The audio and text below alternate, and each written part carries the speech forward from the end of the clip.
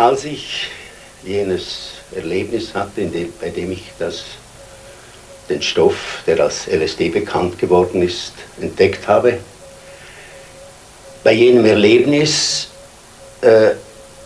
das versucht ich mir dann nachträglich irgendwie zu deuten. Wie hat man das zu erklären?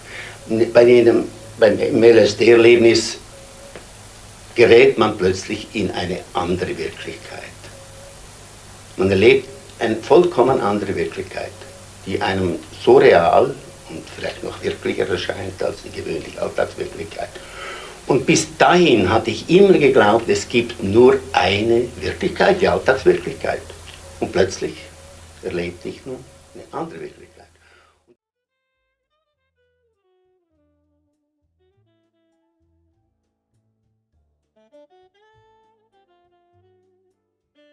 The use of psychedelic drugs in the 1950s was a turning point in the world of mental health and how they could be used positively.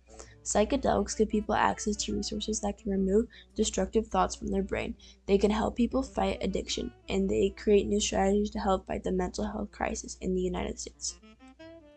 LSD is a synthetic chemical made from a substance found in ergot, which is a fungus that infects rye. LSD, also known as acid, belongs to the group of drugs known as psychedelics. When small doses are taken, it can produce mild changes in mood and thought. Larger doses can produce visual hallucinations and alter the way your brain usually functions. Psilocybin or magic mushrooms are naturally occurring mushrooms that are also part of psychedelic group. Perception makes up our day-to-day experience of reality. In the psychedelic state, the features of perception, our features of what constitute the external world, are modified. So, for example, with this experiments that we do with DMT, we see that people have a perception of entering, if you will, alternate dimensions that feel very real. When you take these drugs, your experience on them are called trips, and you can have a good trip or a bad trip, but most people think it's rare to have a good trip, and if so, then how are these magic drugs a changing point in the history of mental health? Albert Hofmann, a Swiss chemist who discovered psychedelic acid or LSD in April 1943 after actively taking a small amount of LSD, he experienced hallucinations. So Hofmann purposely ingested the drug numerous times to find out if it could be used in the mental health treatment, and found that it could be. Bill Wilson, who helped set up the Ohio-based sobriety movement in 1935, came to believe that LSD could help clinical alcoholics achieve a spiritual awakening and start on the path to recovery. The discovery that Wilson conducted led him to believe that LSD could be used as an aid to recovery for addicts.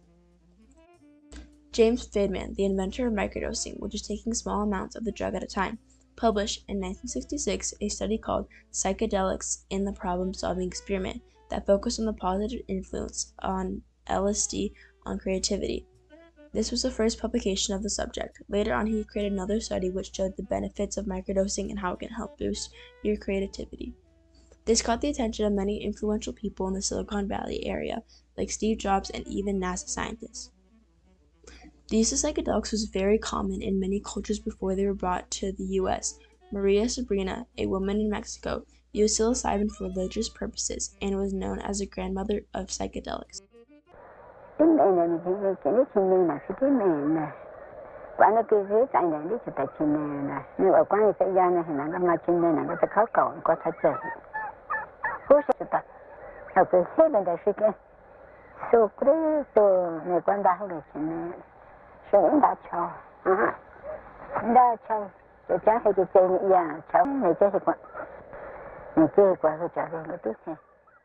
The 1960s marked the beginning of the psychedelic era in the United States when psychedelics were used recreationally. During the psychedelic era, many famous people such as Steve Jobs took LSD to help his creativity, as he stated. Taking LSD was a profound experience, one of the most important things in my life. LSD shows you that there's another side to the coin, and you can't remember it when it wears off, but you know it. It reinforced my sense of what was important, creating great things instead of making money, putting things back into the stream of history and human consciousness as much as I could. This newfound creativity eventually led to many of his inventions, such as Apple. Timothy Leary was a very prominent figure during the psychedelic era because he strongly supported the use of psychedelics in everyday life. His famous saying, "Turn on, tune in, and drop out," spread through the country like wildfire. The uprise of psychedelics came to a sudden stop in the 1970s when President Nixon passed the Controlled Substance Act to make the use of psychedelics illegal. Psychedelics were considered taboo around the world until 2006 when Albert Hofmann was turning 100. He had a party for his birthday when they surprised him with the news that psychedelics were now legal in Switzerland and his research could continue. Peter Gasser, a psychiatrist and psychotherapist in Switzerland, conducted the first ever LSD psychotherapy session ever, which was groundbreaking in the world of psychedelics and mental health. When going into a psychotherapy session, having a purpose for the session is crucial. Kathleen Kroll, a Catholic woman in her 70s who had terminal cancer, tried taking magic mushrooms. After taking the mushrooms, she said, "I still feel depression, I still feel pain from the cancer, but there is an underlying reality that it is okay." Decades before her session, she had a miscarriage that left her broken, but during her session, she saw the Virgin Mary holding her baby, telling her that the baby was okay and safe. This let Kathleen let go of all her worry and pain she had, giving her a better life than before.